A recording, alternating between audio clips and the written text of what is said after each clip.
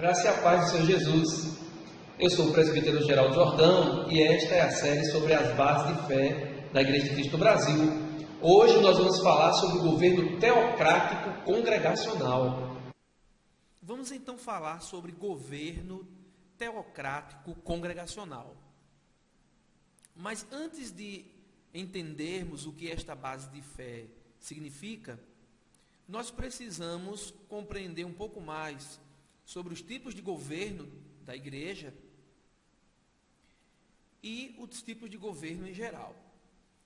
Mas nós temos aqui inicialmente um texto em Efésios, capítulo 1, versos 22 e 23, que diz que Deus sujeitou a Cristo todas as coisas, e sobre todas as coisas o constituiu como cabeça da igreja, pois a igreja é o corpo de Cristo, a plenitude daquele que cumpre tudo em todos. Este texto nos dá uma ideia muito clara de quem é a autoridade máxima da igreja, a quem a igreja está subordinada em primeiro lugar.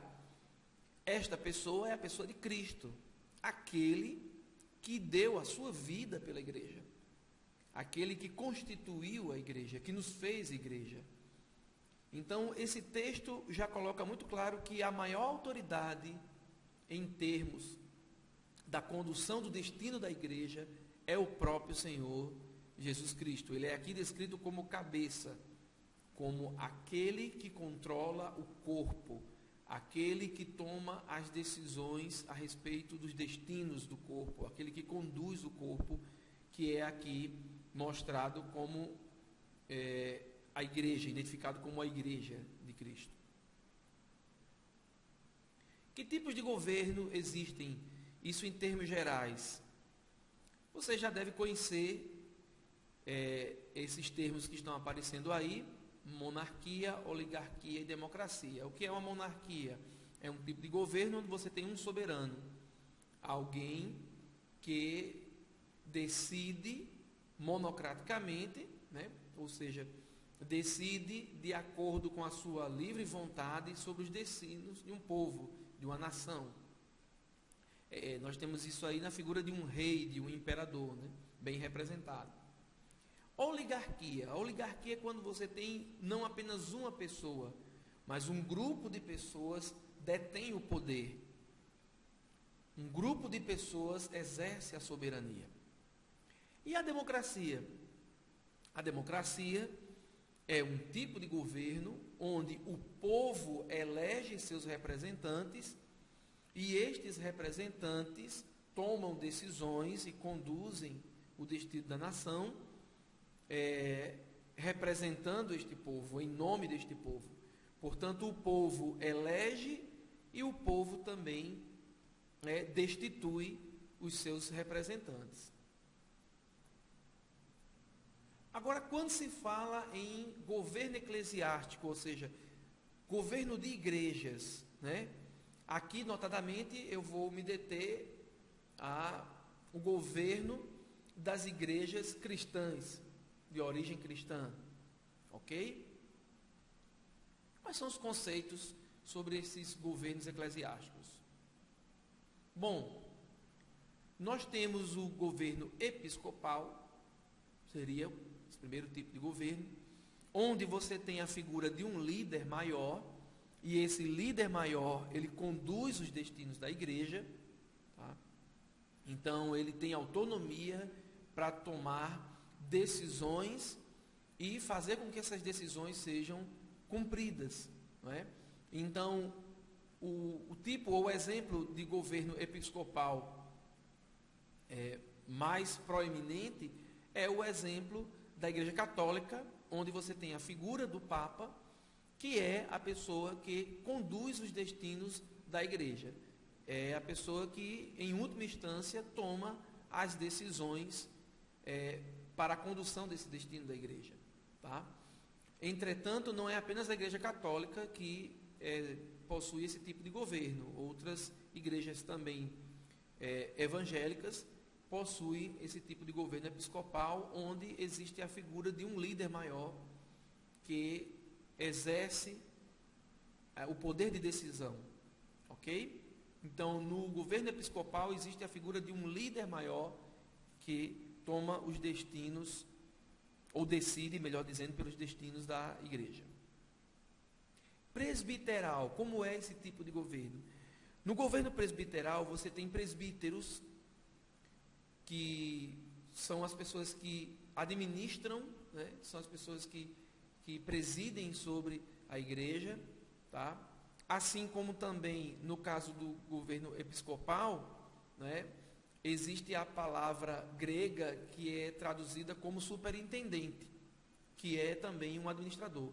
Na verdade, esses termos na Bíblia eles não têm distinção, né? Presbítero, né? Bispo. Na verdade, na Bíblia, todos esses termos se referem a pessoas que administram a igreja. Mas, como existe uma nomenclatura e existe uma diferenciação dos tipos de governo, então eu vou explicar aqui que o governo presbiteral é diferente do episcopal, porque aqui você tem um grupo, você tem líderes, presbíteros, que se reúnem em concílios e tomam as decisões a respeito dos destinos da igreja. Então, no governo presbiteral, você tem presbíteros que em concílio, ou seja, em reuniões de presbítero, tomam as decisões a respeito dos destinos da igreja. E o governo congregacional? No governo congregacional, são os membros da igreja que se reúnem e votam e tomam as decisões. Então, aqui não tem mais a figura de um líder maior, não tem a figura dos presbíteros, tá? Mas a figura de poder, a figura que toma as decisões, é o próprio corpo de membros. Então, os membros se reúnem e votam democraticamente para tomar as decisões. Governo representativo. No governo representativo, que é semelhante ao congregacional, a membresia elege representantes, líderes, e estes líderes tomam as decisões em nome da igreja. Então, é um pouco diferente porque não é a membresia diretamente quem toma as decisões, mas são representantes dessa membresia. Então, se semelha muito ao governo democrático que nós vimos lá na introdução. Alguns princípios importantes. Princípio da autoridade. Em Mateus capítulo 7, versos 24, está escrito que todo aquele, pois, que escuta estas minhas palavras e as pratica, assemelhá-lo-ei ao homem prudente que edificou a sua casa sobre a rocha. Neste texto fica claro que rocha aqui se refere ao próprio Senhor Jesus Cristo, já que ele está falando minhas palavras. Então, o texto se refere ao próprio Senhor Jesus Cristo. Ok? Este é um princípio de autoridade. Lembra lá de Efésios? Cristo, cabeça da igreja. Cristo, rocha da igreja, fundamento da igreja. Então, você tem o termo grego aí, Petra, que significa rocha. Em Mateus capítulo 16, verso 16, Simão Pedro, respondendo, disse: Tu és o Cristo, o Filho do Deus vivo. Isso é a declaração de Pedro a respeito da pergunta de Jesus aos discípulos: Quem vocês julgam que eu sou? Quem vocês acham que eu sou? Pois também eu te digo, esta é a resposta de Jesus, que tu és Pedro, e sobre esta pedra edificarei a minha igreja, e as portas do inferno não prevalecerão contra ela. Algumas pessoas utilizam esse texto para dizer que a autoridade máxima da igreja seria o apóstolo Pedro, e Jesus concedeu isso a ele, e a partir de então todos os sucessores de Pedro seriam as autoridades máximas da igreja. Mas será que o texto realmente está dizendo isso? Nós entendemos aqui que existe a palavra Petros, que significa pedra, e existe a palavra Petra, que significa rocha. Conforme nós vimos no texto anterior, Jesus se refere a si mesmo como rocha. Então aqui há uma diferença. Jesus está dizendo que Pedro é uma pedra, e que sobre esta rocha, a rocha quem? Não Pedro, porque as palavras são diferentes. a rocha Jesus, sobre esta rocha edificarei a minha igreja. Jesus não está dizendo que ele vai edificar a sua igreja sobre Pedro. Jesus está dizendo que a igreja será edificada sobre a rocha e não a pedra, Pedro. Aqui Jesus identifica a Pedro como um componente dessa construção. Mas a base dessa construção não é Pedro. A base dessa construção é Jesus. O próprio apóstolo Pedro dá testemunho disso. Em 1 Pedro, capítulo 2, verso 6, ele escreveu: e por isto também na Escritura se contém: eis que ponho em Sião a pedra principal da esquina, eleita e preciosa, e quem nela crê não será confundido. Pedro está mostrando claramente aqui quem é o fundamento da igreja. Não é ele, mas o Senhor Jesus, a rocha que pode ser colocada como fundamento de uma construção. Pedra principal de esquina, ou seja, pedra fundamental. Ok? Agora, qual é o tipo de governo da Igreja de Cristo no Brasil? A nossa base de fé fala sobre um governo congregacional teocrático. Esta é a nossa segunda base de fé. O governo que emana de Deus, sendo Cristo a cabeça soberana da sua igreja, que é o seu corpo, e de todo o principado e potestade, porque é tudo em todos para que tudo tenha a preeminência, ou para que em tudo tenha a preeminência. Tá? Esta é a nossa segunda base de fé que estamos estudando. Claro, existem outras bases de fé. Essa é a segunda que estamos abordando devido à sua importância.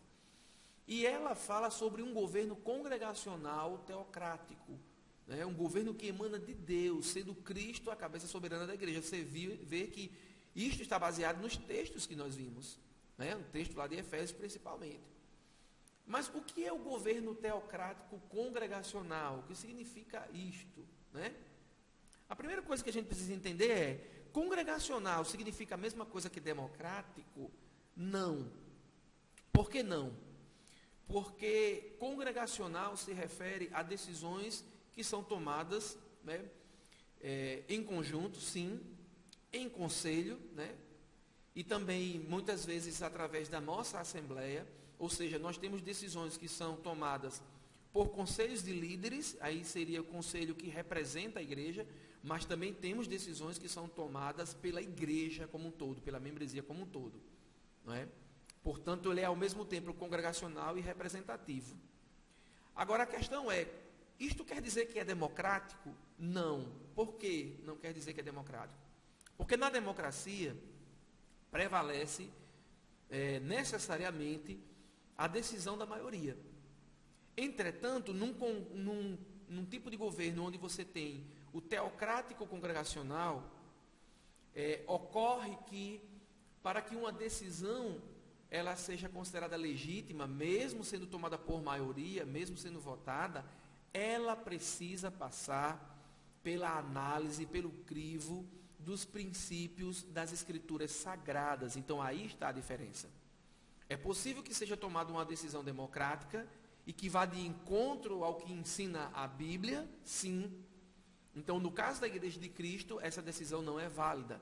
Portanto, não é apenas a questão democrática que dá a definição ou que faz a legitimidade de uma decisão. Não. É preciso que essa decisão ela tenha amparo na palavra. Ela não pode ir de encontro às Escrituras. Então, não é simplesmente o fato de ser uma decisão democrática por maioria. Ela precisa estar baseada nos ensinamentos das Escrituras. Então, aí há uma diferença entre democrático e congregacional, porque, no nosso caso, existe o componente teocrático. Ou seja, essa decisão precisa estar de acordo com a vontade de Deus revelada na sua palavra. Aqui nós temos alguns exemplos nas Escrituras falando sobre esse tipo de modelo de governo. Atos 15, 6 e Atos 15, 28 mostram momentos em que os apóstolos se congregaram né, os anciãos também se congregaram para deliberarem sobre um assunto. Então eles eram representantes da igreja, representantes da comunidade cristã, e se congregaram para decidir. Entretanto, quando você observa no versículo 28, você vê que a decisão não era simplesmente uma decisão democrática. Havia uma decisão por maioria, sim, mas existe um componente aqui teocrático. Você vê no texto que ele diz, o apóstolo diz que na verdade pareceu bem ao Espírito Santo e a nós não vos impor mais encargo nenhum, senão estas coisas necessárias. Então ele está falando de que este parecer era um parecer dos apóstolos, era um parecer que foi tomado em conselho, sim, mas existia a direção do Espírito Santo. Então você percebe que não é simplesmente uma decisão democrática. Existe um componente aí teocrático, ou seja, a ação do Espírito é revelada através desta decisão em conselho.